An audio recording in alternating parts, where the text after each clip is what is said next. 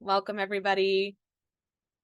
Let's start with a quick intro. Hello, we are very pleased to welcome Mitch of Middesk, Flatiron School Data Science Program alum. He's here today to share more about his company, Middesk, fintech specializing in business verification solutions, which I'm sure I'll be able to talk a little bit more about. And we'll also share more about his own post-bootcamp career development, some unique machine learning challenges that he's getting into in Middesk, and how his smaller data science team actually collaborates with Middesk's larger engineering team for some really impactful results within the organization. So thank you all. Mitch, I'm turning it over to you officially. Cool. Thanks for having me, Kate. It's exciting to be here. I'm a Flatiron alum from 2020, so been 3 years out, and it's been a great 3 years. So let me get started here. Can you see my screen? Thumbs up, Kate.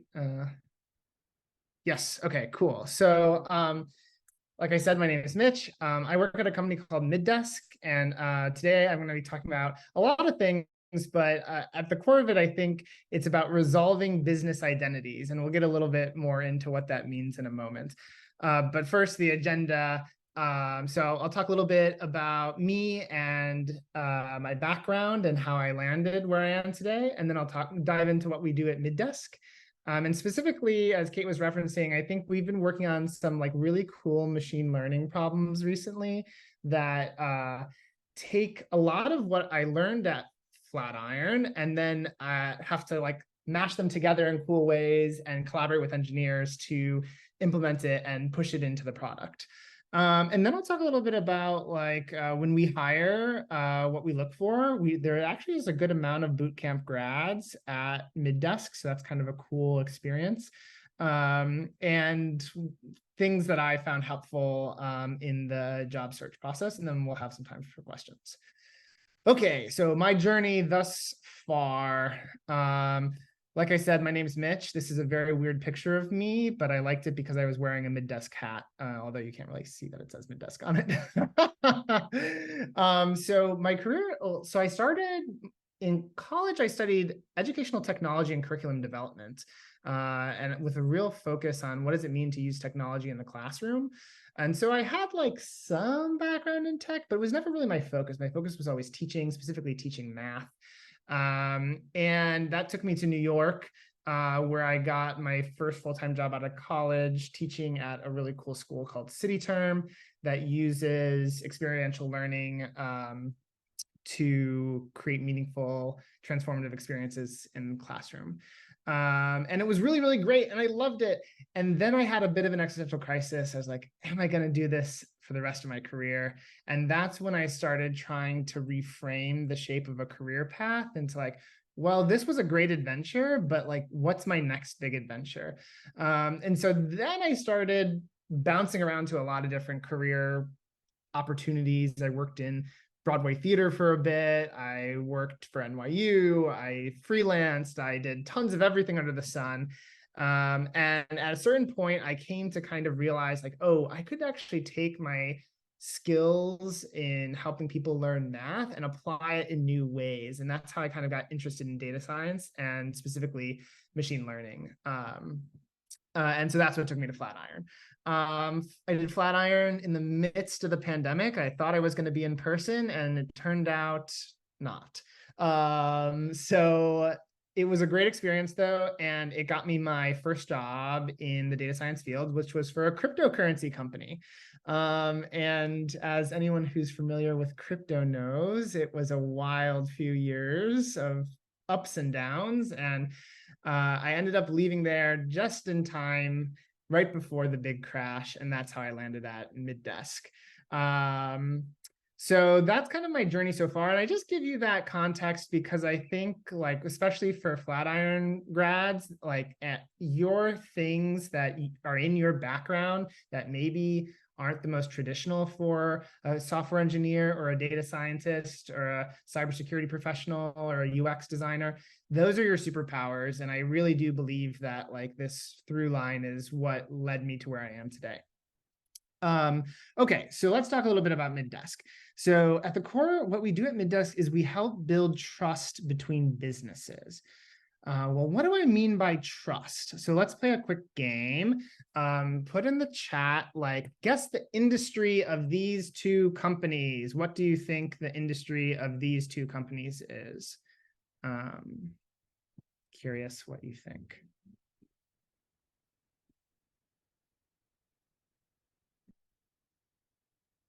Okay. Maybe we have a few shy folks, but that's all right. Oh, finance, okay, here we go. Here we go. Financial adult film. Okay. So finance, advertising, financial adult film. If you guessed for Coinbase, data processing, hosting, and related services, you would be correct. So the NAICS code is the North American Industry Classification System, and it categorizes all companies into different things. But you can kind of see that, like, sometimes companies don't really fit into like a nice little category. And so that makes it really complicated when you want to do business with a company, but you aren't exactly sure what they do. Pornhub, for example, is actually a wired telecommunications carrier. So one of the things that we help businesses do is establish trust with their customer base, specifically financial institutions. So you can imagine, like, maybe you're a bakery and you want to open up a bank account. So you go to your financial company, maybe it's Chase, maybe it's Wells Fargo, and they say, great, what do you do for your company? You say, I'm a bakery, but it turns out you're actually a weed bakery. That's like a very different thing.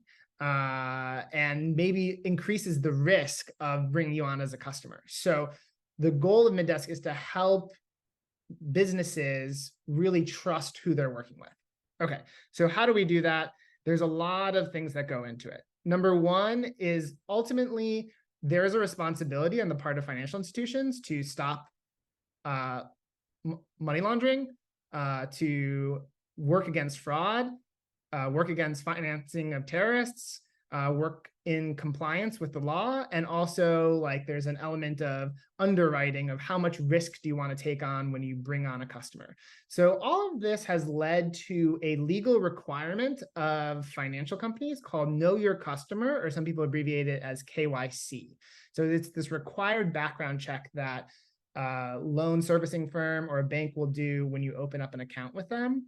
And Middesk provides an automated solution for this when the customer is a business. So it's also known as Know Your Business, or KYB.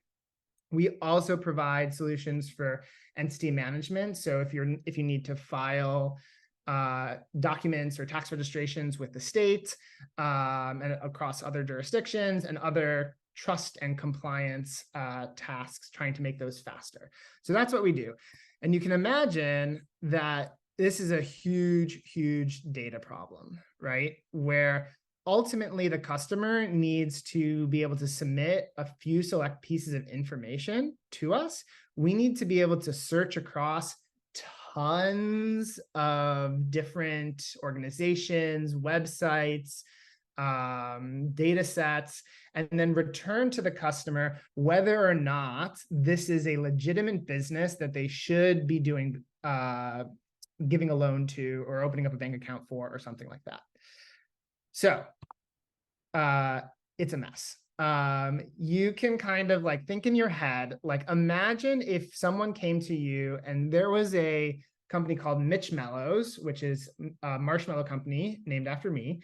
And you're trying to figure out, okay, I need to see in every state, did they register with the Secretary of State? And do they register with the Department of Finance? And do they have a TIN number? And do they have this? And do they have that? And have they done this? And have they done that? And so it ends up being this huge data problem. And if you think about yourself sitting in that room with all those stacks of documents, it's really tough. And historically, this check had been done by people. So in the past 5 to 10 years, there's been a bunch of more high-tech solutions that have come through to try to automate this process and make it faster and take off some of the heavy lifting, especially the parts of the states don't actually talk to each other. So like if you've registered your business in California, California doesn't tell New York that you registered your business there. And so we have to go and like seek out all that data, collect it all, and return information about it to the customer. So this is what we call entity resolution. So entity resolution is the core of Middesk's engine. And as a data scientist, I get to work on the modeling, the machine learning modeling of it. And I collaborate all the time with engineers to connect the different pieces of entity resolution and fit it into the rest of the engineering product system. All right. So let's get into a little bit more detail. So entity resolution, it's a machine learning technique that identifies records across multiple data sources that refer to the same real world entity.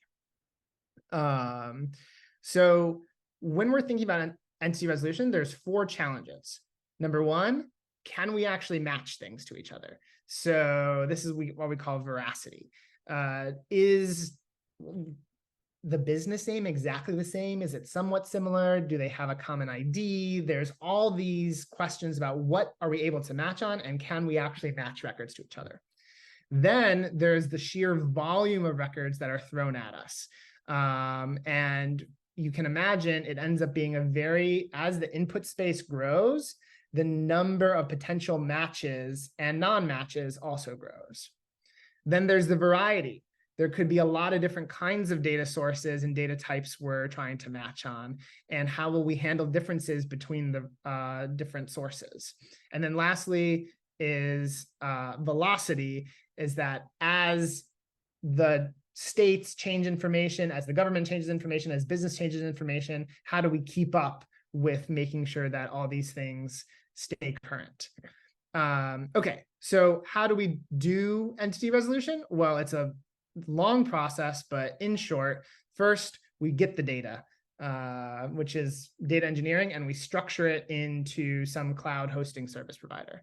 Then we need to make sure that all the data schemas align. So all the business names align with each other, and create a canonicalized table where all of the different profile types, profile is what we call a specific record, and make sure that they all align and all have the same fields and are called the same thing and have the same data types and all that kind of stuff. Then we get into the modeling part. So you can imagine that there would be a lot of different, like if you were to sit in a room, you would need to like, okay, here's a piece of paper. I'm going to pick up this one. Nope. Nope. Nope. Right. Like you have to go one by one through everything. And that could take a long, long time. And it would, like, the more things you have to go through and compare, the longer it's going to take exponentially. So this process of blocking is a way to break it up into, we think things are going to be similar enough in this block or in this group. So we're only going to do pairwise comparisons against all the other profiles in the group within that group. We're not going to bother going elsewhere. Then we actually do the matching, and then we cluster those matched records into entities, and then we fuse the data and information into it, and then we make it searchable. So that's the whole process we go through. And what I'm going to focus on today is this part here. This part is where like the core of what we've currently been working on, and it's like takes a lot of machine learning models and different elements to be able to run this. And so I'll walk you through a little bit of it. Okay, so imagine we've got 25 different businesses here. Okay, 25 different businesses, that's 300 different comparisons we would have to make if we were going to compare each one to all the others. But if we reveal a little bit about the truth, so each color here, let's say, represents one entity. So maybe orange is Mitch's marshmallows, maybe blue is Kate's cookies, maybe gray is Flatiron School, right? So each color here is a specific entity. And the goal is to teach the computer how to match all of these and then cluster them together. So we do this in a couple ways. So the first thing that we want to do is we want to block. 300 comparisons is a lot of things to compare. And so what I'm going to try to do is I'm going to try to draw groups so that we land most of the clusters together. And the way so you can kind of see like here, I drew this green box, and the green box is one block. The red box is another block, and it did pretty well. Like we really only severed this orange cluster. And we actually went from 300, by doing this, we went from 300 pairs we have to compare to only 160. So I know 300 to 160, that doesn't sound like that's a lot, but imagine having to do this with hundreds of millions of records. So there could actually be billions and trillions of pairwise comparisons you have to make. And so this ends up being super important. So the metrics we use to measure this is what's called pair completeness. That's kind of like the recall for those data science folks out there. It's the number of unsevered true pairs divided by the number of true pairs. Pair quality is like precision. So that would be the number of unsevered true pairs divided by the number of pair predictions in the block. And the reduction of ratio is the amount of pairs that pair comparisons that we've gotten to reduce. So that gave us these metrics here. And I, as a data scientist, would use these metrics to help inform the modeling I'm doing.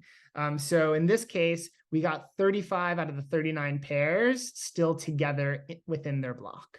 Now, we could draw the blocks like this, and we would get a little bit better pair completeness where the blocks overlap a little bit. But we have to do a lot more pair comparisons. So there's a little bit of a trade-off there. But let's go back to what we were looking at before. Okay, so then we go to the matching step. After the matching step, we evaluate each pair and say, is this a match or not? So where you see these red X's or these black X's, that's where the blocks severed pairs. And then the matching model that we created, which could be anything from a random forest model or something like that, that's what creates these confidence scores.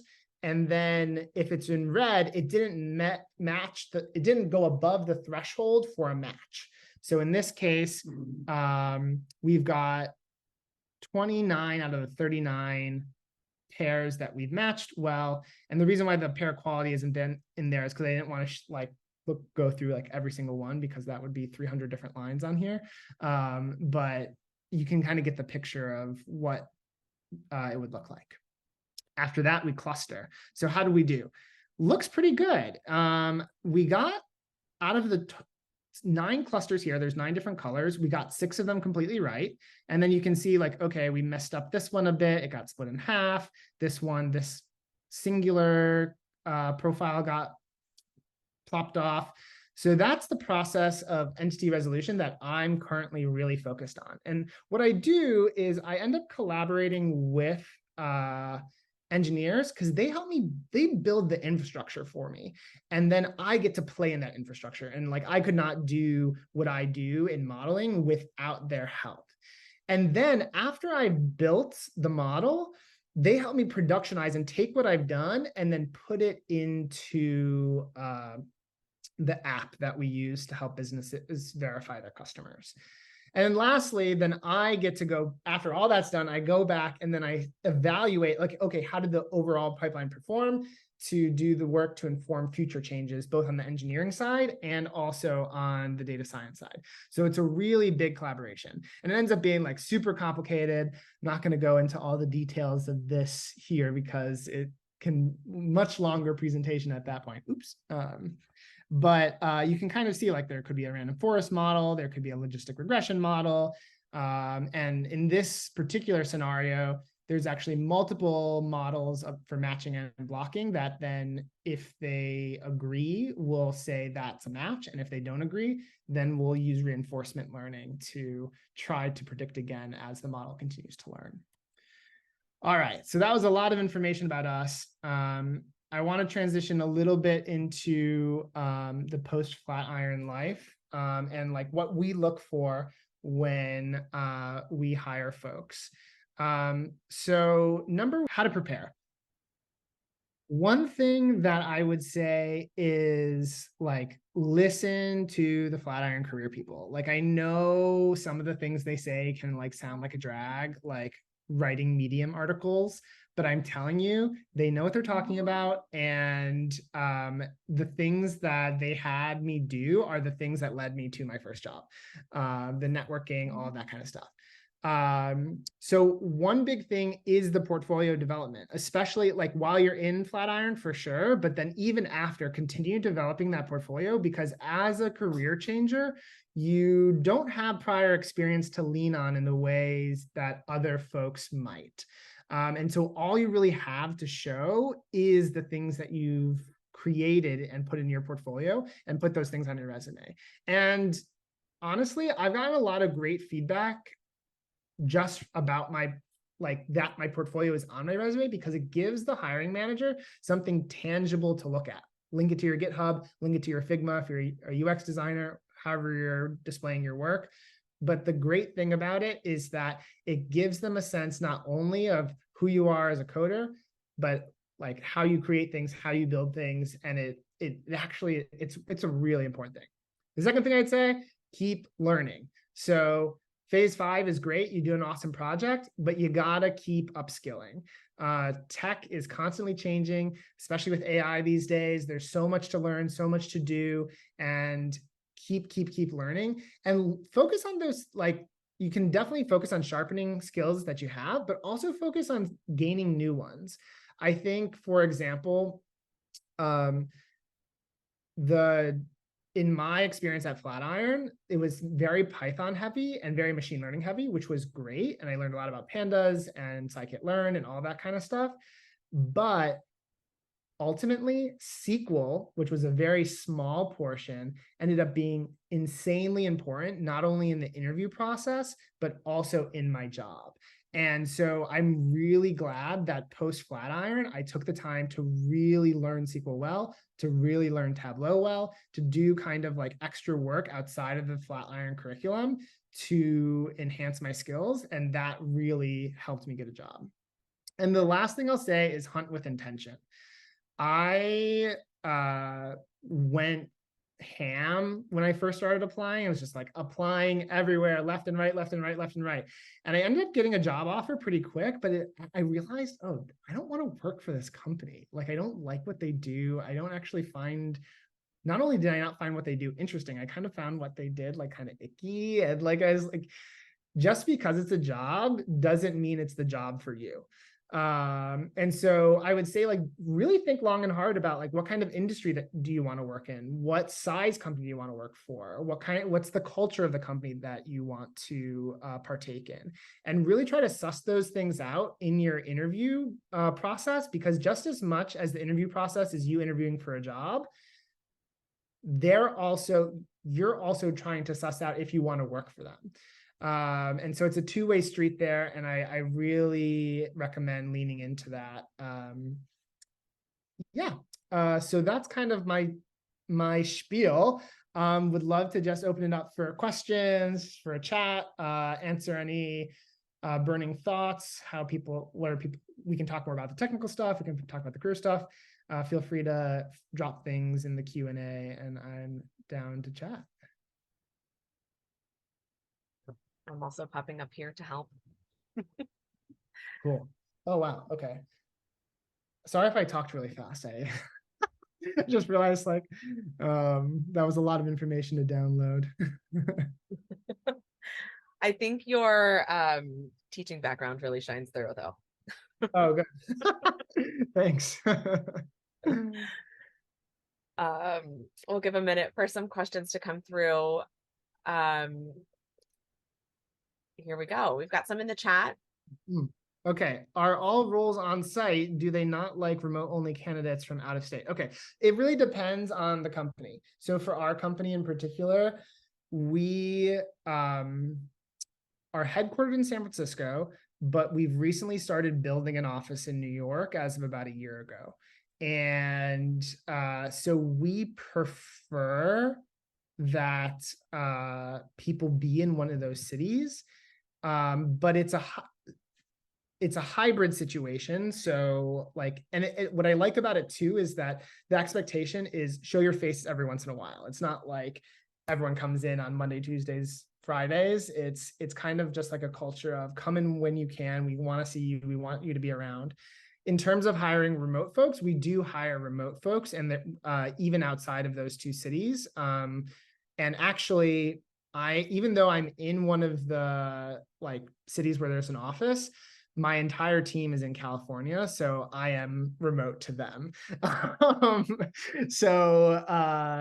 Yes, we do consider remote only candidates, but I think one thing when you're applying to jobs is make sure you're clear about what the expectations for coming into the office, if being remote is important to you. Other than SQL, what's a skill that you picked up between graduation that has been very useful in your career? Tableau, like I think, or really any BI visualization software. Like and Flatiron, I spent a lot of time with Matplotlib, Seaborn, Plotly, kind of like Python-based visualization software. But there's a lot of visualization programs out there that are a really big part of a lot of entry-level roles. And so I was really glad that I did a little bit of studying on how to do that. I would also say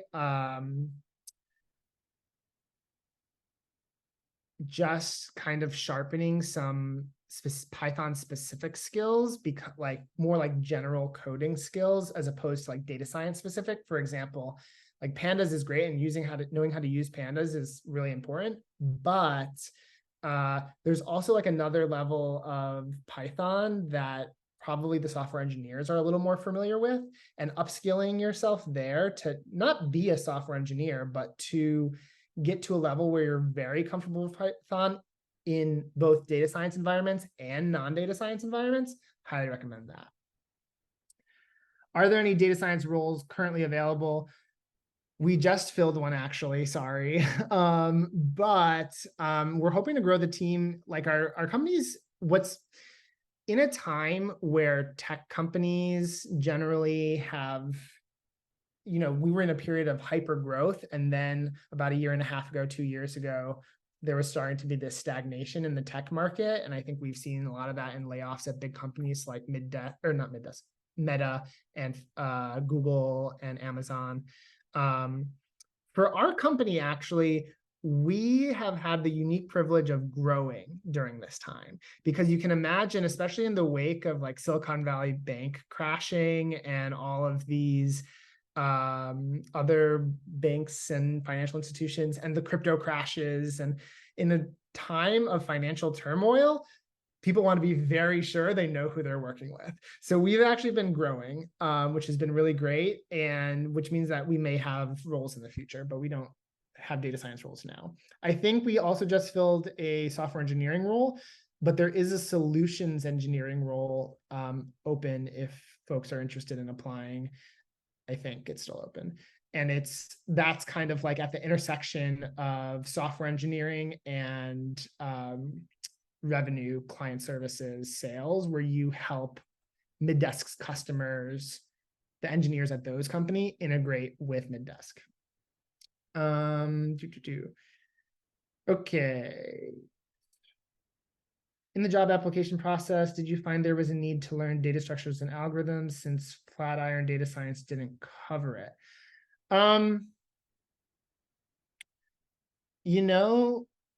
I did work on that. And I think there were certain kinds of roles that I applied for that maybe weren't the right fit for me, that did send me like I remember this one that I failed miserably. It was a company, and they had me do a HackerRank exercise, and the exercise was like you had to program a chessboard, and like it ended up being this like pretty heavy data structures and algorithms situation, and I just failed miserably. But then what I realized is, oh wait, that's not my skill strength. Like my skill strength, thinking back to my experience as a teacher, thinking back to the kinds of work that I was doing throughout the machine learning process at Flatiron and the things that I was learning, maybe it's probably a good thing that I didn't get that job. So do you need to learn data structures and algorithms? No, but is it helpful? Yes, because I do think it will make you a better programmer. Like, I'm not mad that I spent time on those things, but I don't think for data science specifically, it was the thing that got me the job. It definitely helped me be a better data scientist, and it makes me a better data scientist now. But it's not ultimately the thing that got me the job. Do your main clients deal in legal gray areas that are lagging in legal regulations? Yes. So a lot of our clients are, I think crypto is a great example, having I worked for a crypto company and then I came to Middesk, and crypto was very ambiguous in its legal requirements. And part of offering kind of a more high-tech know your customer solution was to help those companies integrate into more existing financial systems. Similarly, there's a lot of like neobanks or neo fintech firms. Like, think about like Affirm or trying to think of another one, but like buy now, pay later type things, that they tend to prefer, they're like traditional banks like JP Morgan Chase and Wells Fargo, they're much more conservative, and they definitely want to do much more due diligence on every single one of their customers. And so they're a little less ready to embrace a tech solution like we have, although they are our clients and we have been able to get them to relinquish some of the reins to us. But a neo bank, fintech firm, there's a lot of unregulated space out there, Square, PayPal, all that kind of stuff. And so they lean on us a lot to help them cover all the bases in a way that maybe a traditional bank would not. Yeah, good question though. We have some more questions in the Q&A box. Oh, okay, cool. Great. If you can pull them up. Yes, I see. Great, or I can call them out. Cool. Is there any advice you would give on choosing what to focus on for continued learning? There's so much to learn. Good question. There is so much to learn. And honestly, follow your interests. Like, I think part of how I landed in a crypto company is because I did have kind of an interest in it. I was like, well, what is this thing and how is it going on? And it is a very interesting data science and software engineering problem.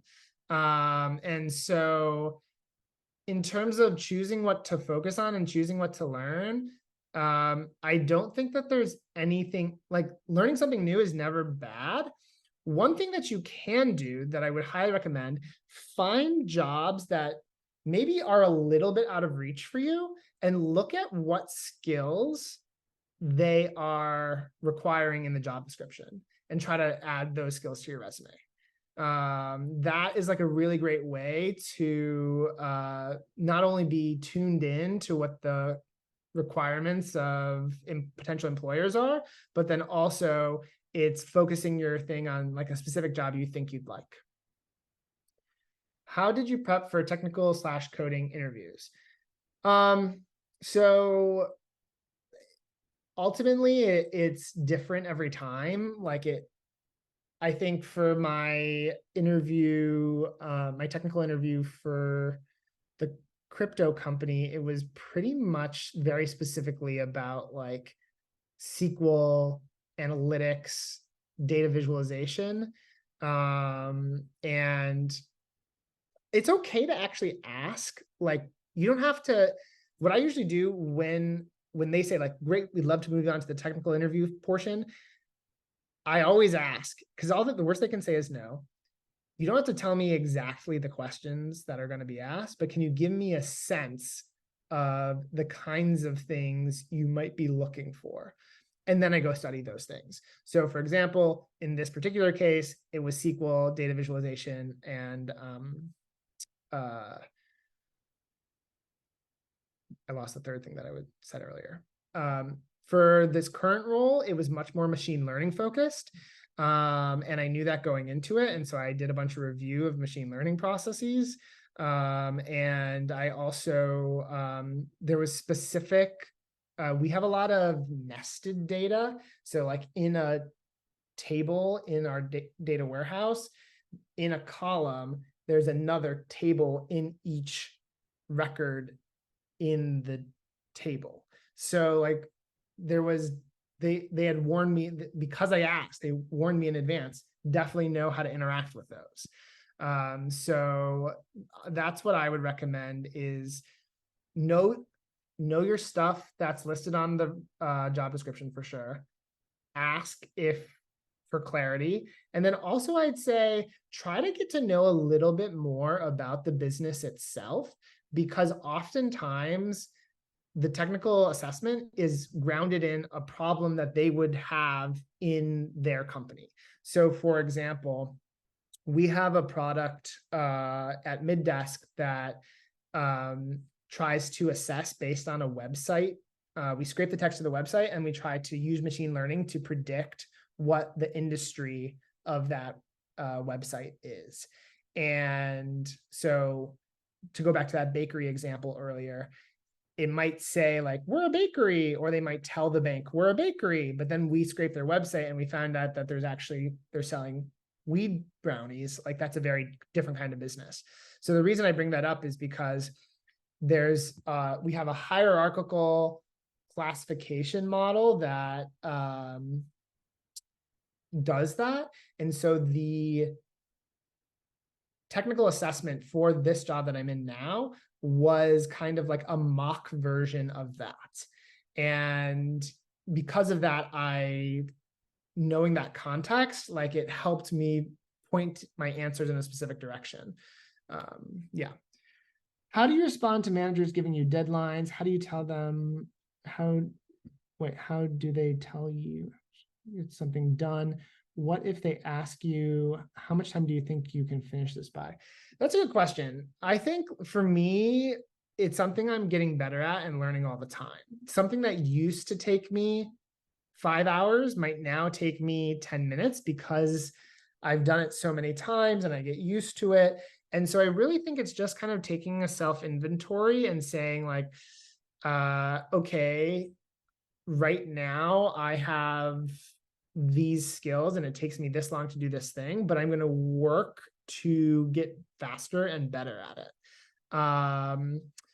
Yeah, because deadlines are important. Like things do need to get done. And so I guess I think if you're not sure how long it'll take to get something done, I would tell that to your manager, and then also, or to the hiring manager if they, and then have them like support you in figuring out a plan for how to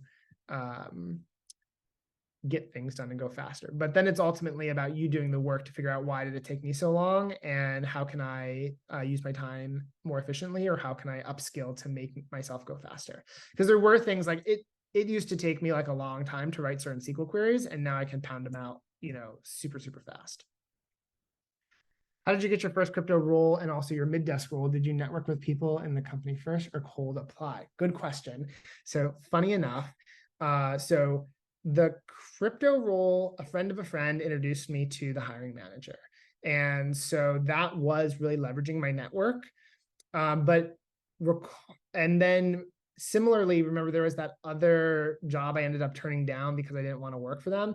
That one was also like using LinkedIn to network with recruiters and all that kind of stuff. Middesk, however, I did one of those LinkedIn easy apply button things where just kind of like on a whim, click, and you like do a few clicks and then it just sends your like LinkedIn in resume format off to the company.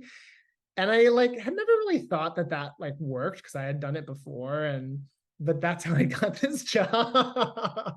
So it never hurts to apply cold, but I also think that it does show a lot if you follow up when you do apply cold.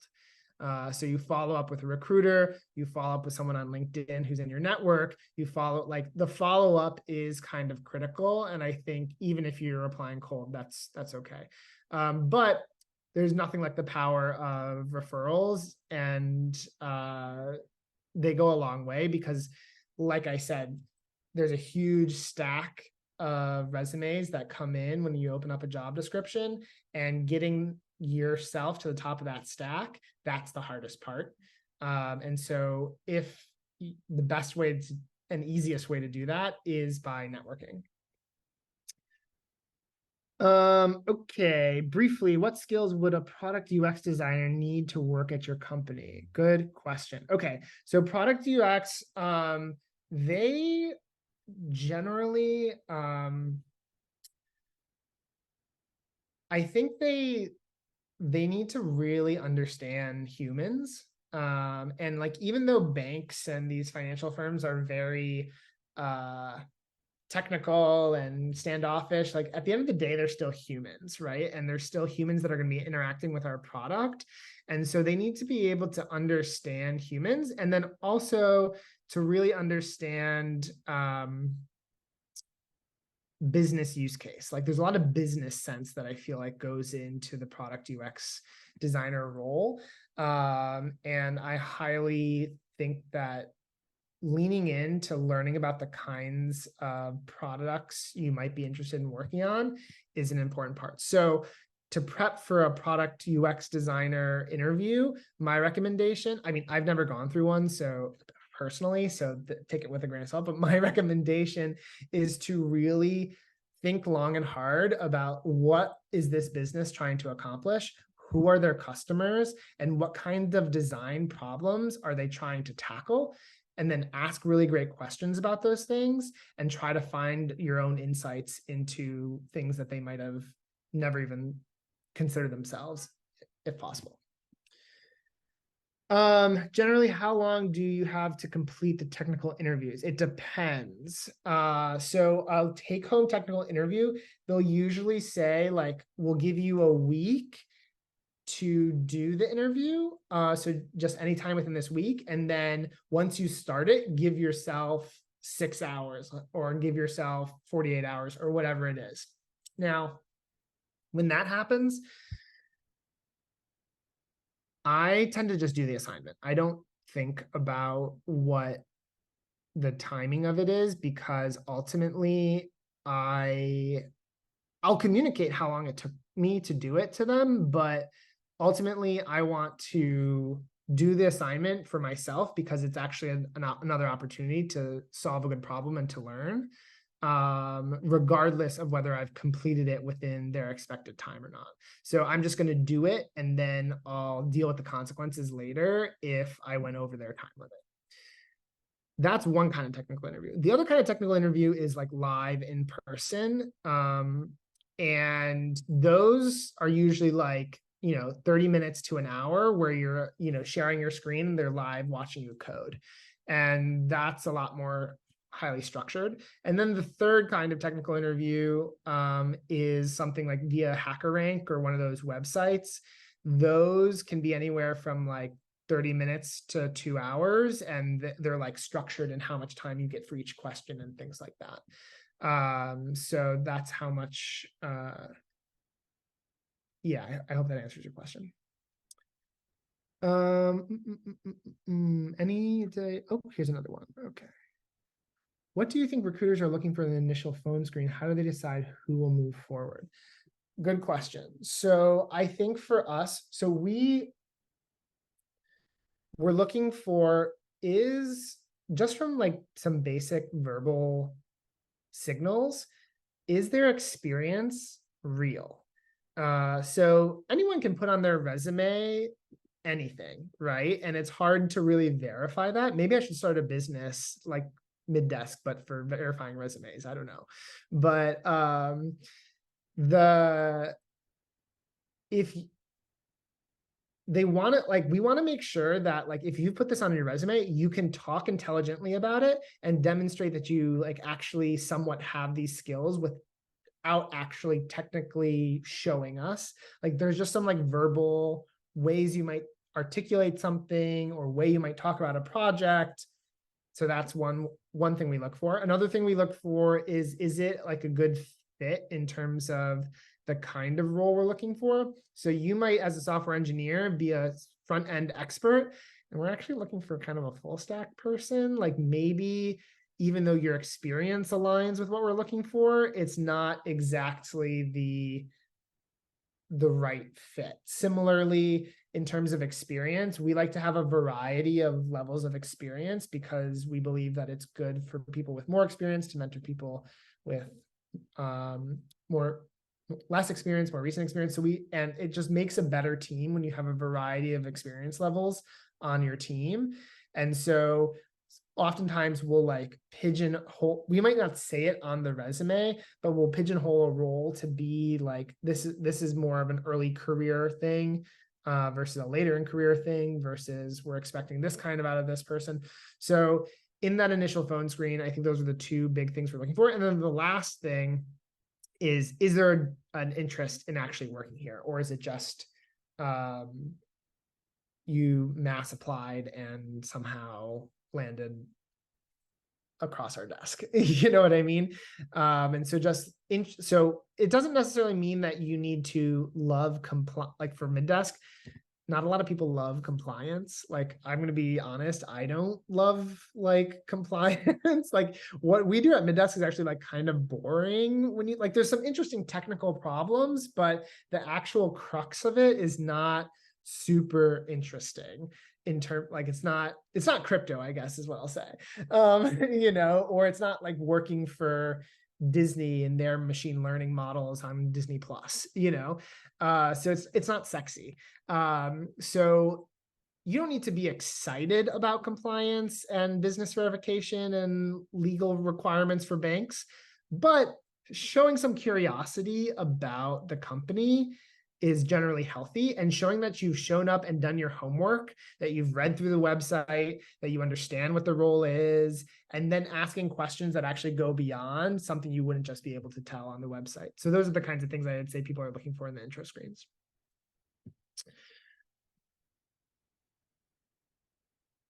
Our questions seem to be winding down, but what a wealth of insight you are.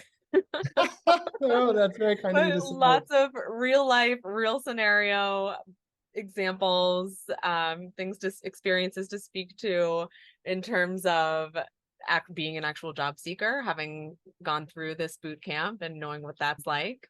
Yeah. But also as a senior contributing member to a team doing some real work. Mitch, thank you so much.